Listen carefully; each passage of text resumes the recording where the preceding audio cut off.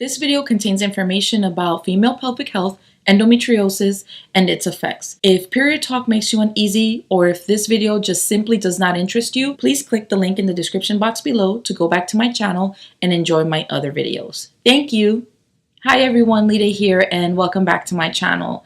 Today I want to talk about an issue, a topic that is minimally discussed and is just kind of embarrassing to address when it comes to endometriosis, and that's basically sex. It's a very big concern for most endometriosis patients, and we find ourselves in an awkward conversation with our doctors when we begin the journey of why do my periods hurt so much, and how come sex hurts, and why can't I conceive? Most female patients get the same basic questions, especially, and this is more geared to endometriosis patients.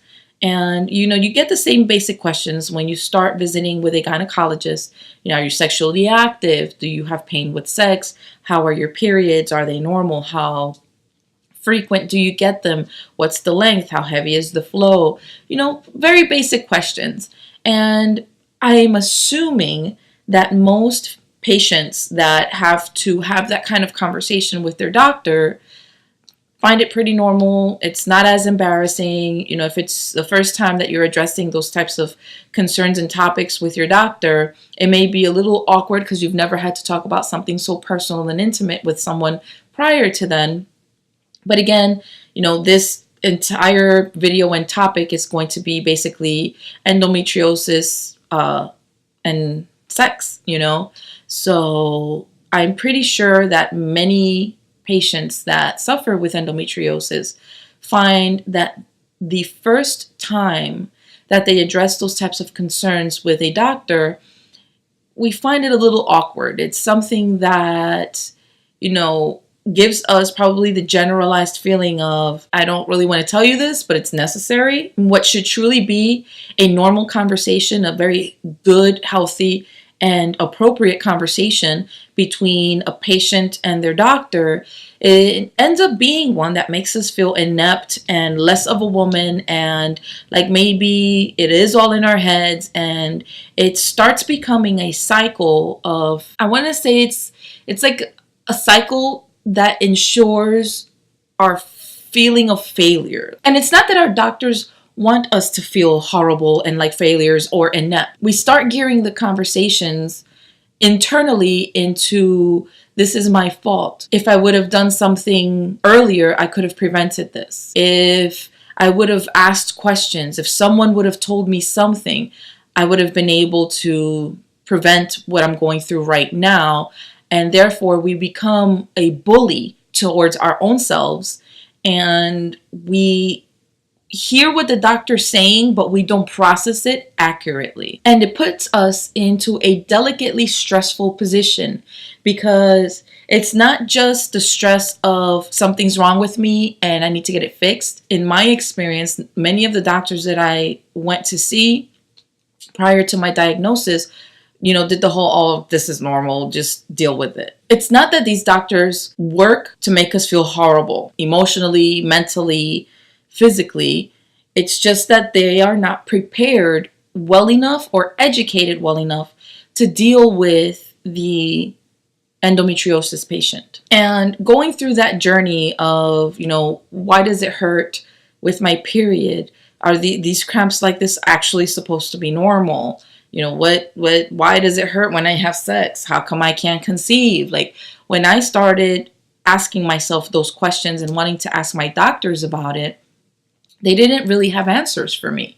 So it made me feel like, okay, well, I just have to muster through, deal with it, and make the best of it. Then going further down the road, when I became sexually active, and slowly and surely, endometriosis was just wreaking havoc before I knew that I had it. And it turned sex slowly into a nightmare. Like, I just didn't want anything to do with sex eventually, And you need sex to conceive your own children.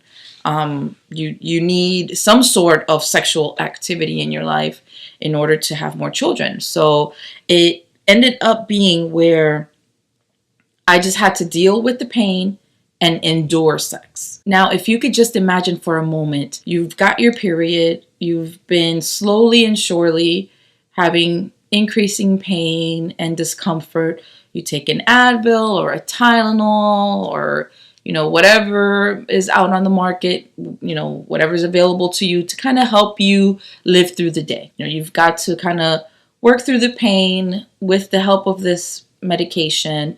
You do your school or your work, your activities, whatever the case is in your particular scenario.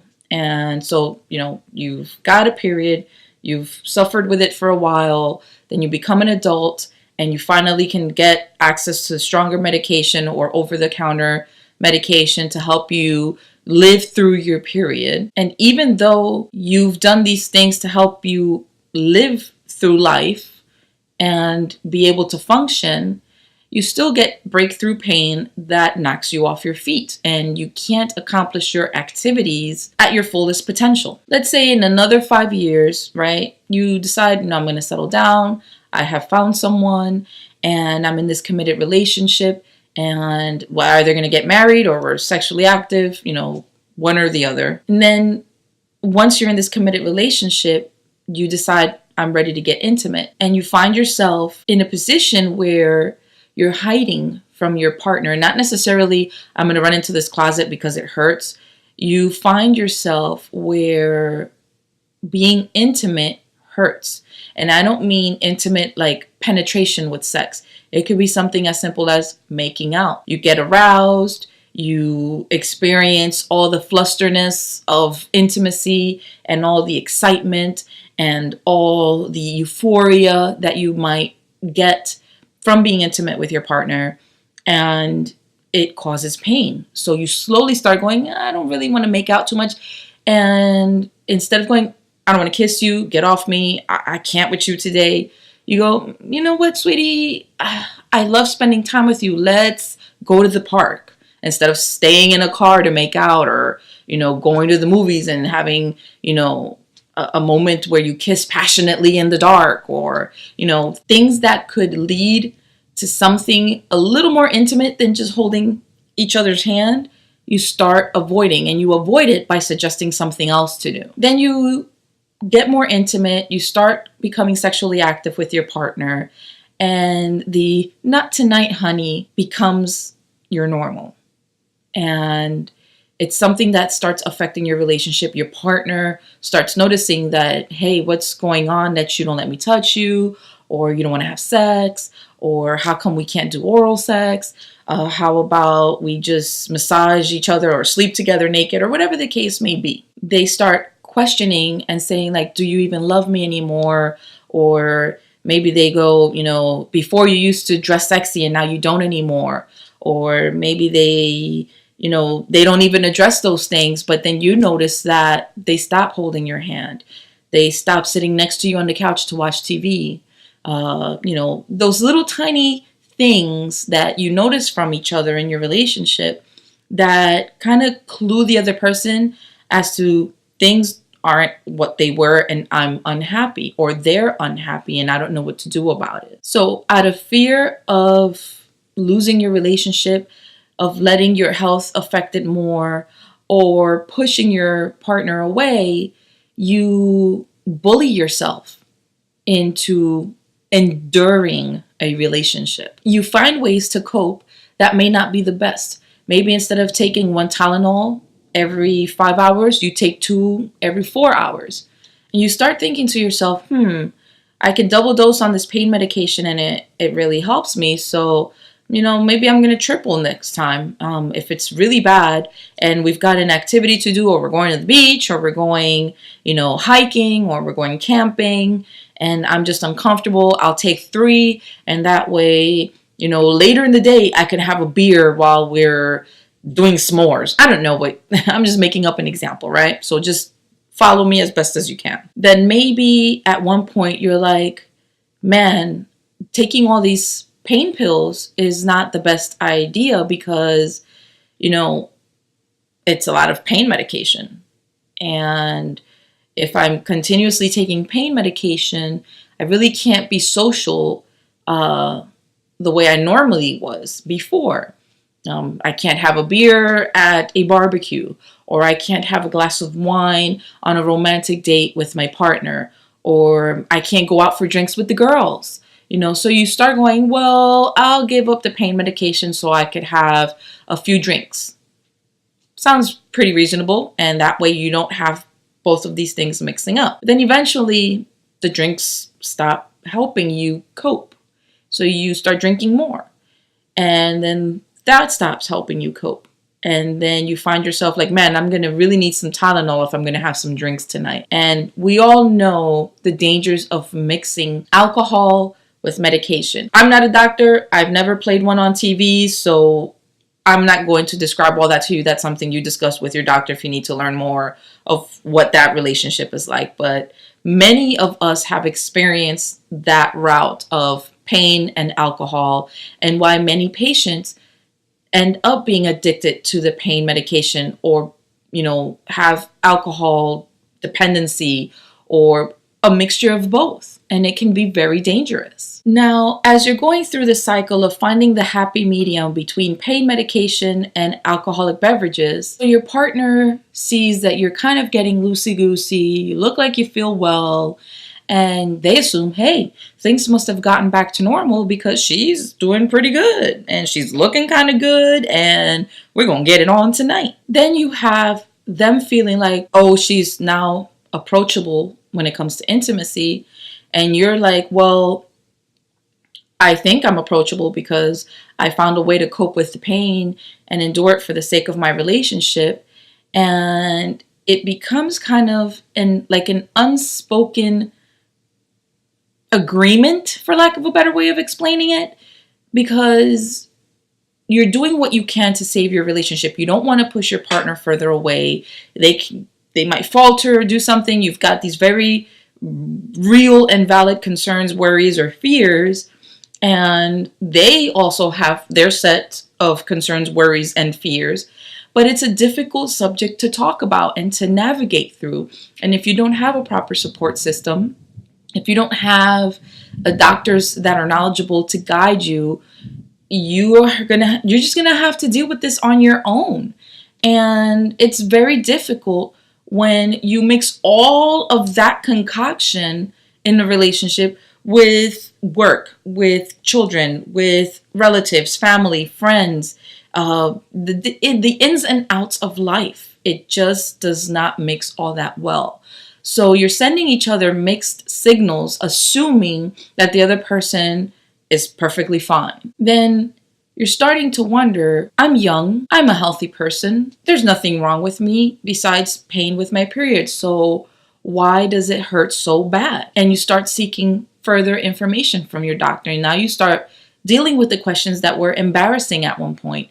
With the conversation that should have been normal, you're now not embarrassed to address these things with your doctor. So now you're back at the doctor's office with answers to questions that you've been asked before, but you're fearful and you're afraid and embarrassed because you've been made to feel inept before. And then now that you have answers to those questions, you're afraid of what it could potentially be and what could the doctor say. You're young, you're sexually active, you're healthy. There's nothing wrong with me is what you're thinking, but you know in your heart that something is truly wrong. That's just basically the most, I want to say, common way, the most basic way that a lot of endometriosis patients go through a journey. You have killer cramps, you're uncomfortable, you find a way to cope, you find a doctor that can kind of help you out.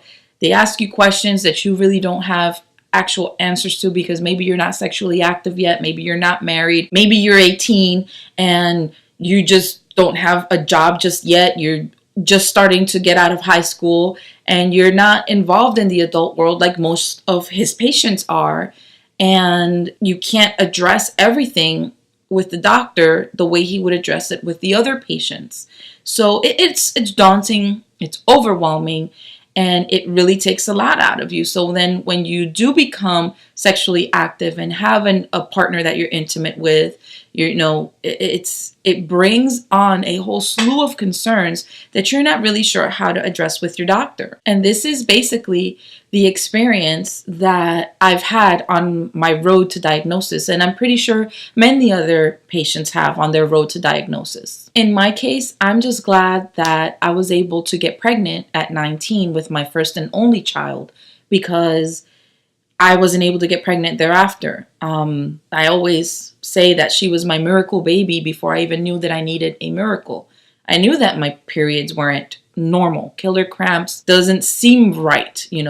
I don't see any other species in the animal kingdom going through a period of some sort, their menses or what have you, and dying because they're on a period. I mean, what wolf stops hunting, or lioness stops hunting, or what, I don't know.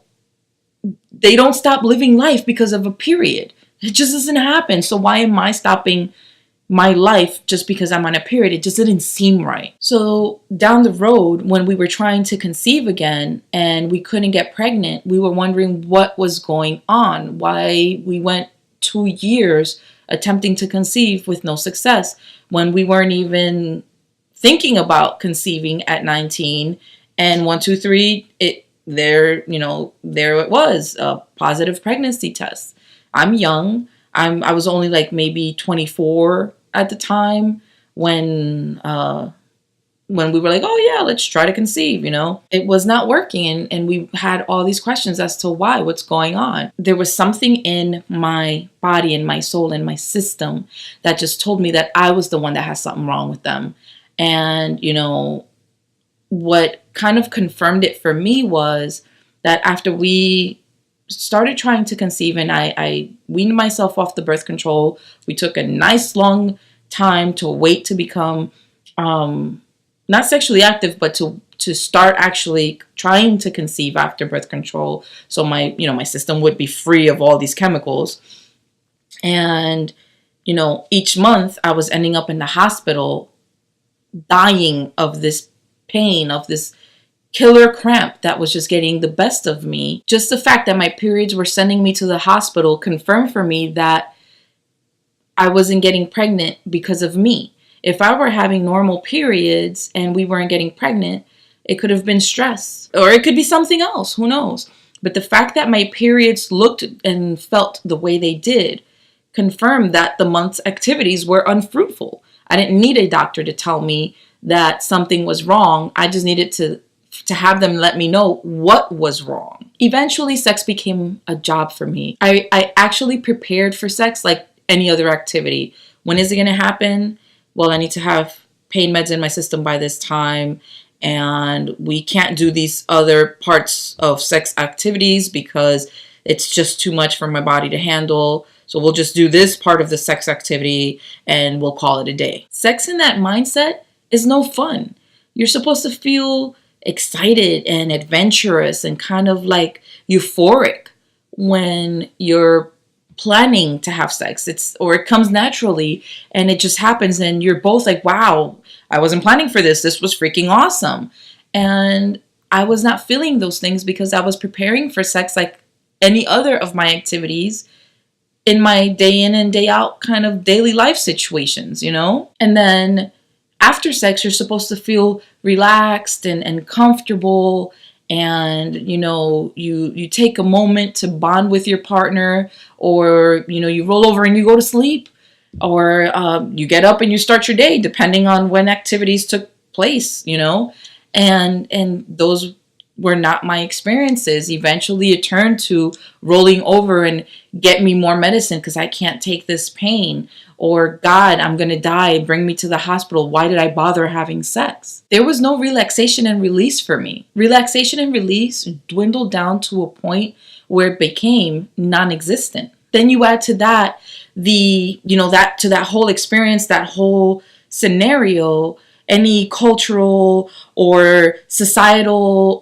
or personal standards that you have, and you've got an emotional roller coaster to ride that you just did not sign up for. I'm not prepared to go into further details about sex and endometriosis because it's just such a hurtful topic to me. I hate that I've had to experience it, but you know, in a video down the road, I'll go into further detail. You know, it's just thinking about these things, writing them down, kind of like keeping a journal of these videos is helping me realize, like, damn it, man, I've had to improvise so freaking much just to try to enjoy life. And that is not the way to live life. You know, I've eventually had to settle for something so mediocre, and that's not what I signed up for. That's not what I wanted. That's not what I dreamt about when I was a little girl. You know, what child says, when I grow up, I want to be able to have beer and take a few Tylenol and not die from that? It's something that is very painful for me to realize that I've had to live through. And I want to let you know that I know where you are coming from. I know what you're feeling, and whether your situation may be worse than mine or not as bad as mine, it doesn't matter, because it takes the same toll on all of us and our families and our friends, the ones that are there day in and day out supporting us. It takes a toll on them as well. And you don't realize how horrible something like sex and endometriosis can affect your relationships on every level, in every aspect, every way, until it's almost broken, until it's almost done, until people have had enough and go, I can't take this anymore, until you have had enough and you say, I can't take this anymore. You don't realize just how bad it can get. And I'm just, yeah, I've those things I'll just leave for another video. Just know that it doesn't matter how intense your experience is, your emotions are valid. What you're feeling is valid. Your pain is true and valid. And just because it doesn't compare to another patient's experience doesn't make it any less true. And please know that you can find treatment and help. If a doctor won't listen to you, please find another doctor if you are able to, if you can, because we deserve better than what the medical field in general, in the gynecological areas, we deserve better than what they're offering. And I feel strongly like supply and demand comes a lot into play. If we stop seeing doctors that don't help us, they will find a way to help us. Remember to check the links that I put in the description box below for endopedia.org. The Center for Endometriosis Care is a great website, and they have an amazing amount of resources and information there. Check out the information on Lupron if you're considering it. Educate yourself. Some women have found that to be a godsend. Other women think it's the other women's experiences have been like, that is the devil. This is just, you know, hell on earth. And why did I even listen to my doctor and take this medication? My experience was somewhere in between, and at one point it seemed like it was helping, and then the side effects kicked in, and they kicked my ass, and they still are kicking my ass. So I don't want you to be out there dealing, enduring, trying to cope, and receiving mediocre attention and treatment. You deserve better than that, and you are worth it. So do your work, do your research, and find your support group, whether it be online or through your family or friends, with your medical professionals, and be able to overcome this with them and with their help. I've said it before and I will say it again. Killer cramps are not normal. Pain with sex is not normal. And the earlier that you can educate yourself, the earlier that you can find a doctor that will listen and care about your concerns as a patient, the better. The easier it will be for your road to diagnosis and recovery from endometriosis will be. And I really, really hope that this video finds you on a pain-free day. If you have pain today, know that I send you lots of hugs and kisses and love, and I send prayers and good vibes, and I'm tossing glitter at you. Well, maybe not tossing glitter at you because I don't want them to land in your eyeballs and then you've got a whole nother health issue going on. But just please know that you can do this, and take it one step at a time. Take it one day at a time, and we can overcome this. Let's do it together. Let's educate each other and have healthy, open discussions with our friends, our sisters, and I mean sisters as in all women, not just your mom or your best friend from work or high school or college. You know, women, we really, really do need to stick together. We need to support each other, and we already go through enough. Let's break vicious cycles together so we can move on to a future where fighting like a girl is just a thing of the past, that we don't have to fight for what we should be getting to begin with. So thank you so much for tuning into my channel today. And, you know, I appreciate you guys taking the time to kind of get to know my journey and hear me kind of venting out about it. I do my best to make my video as educational as possible, but, you know, it is a therapy session for me. And yeah, that's it. That's all I have for today. Thanks again, and I will see you guys next month on the next Endo story video.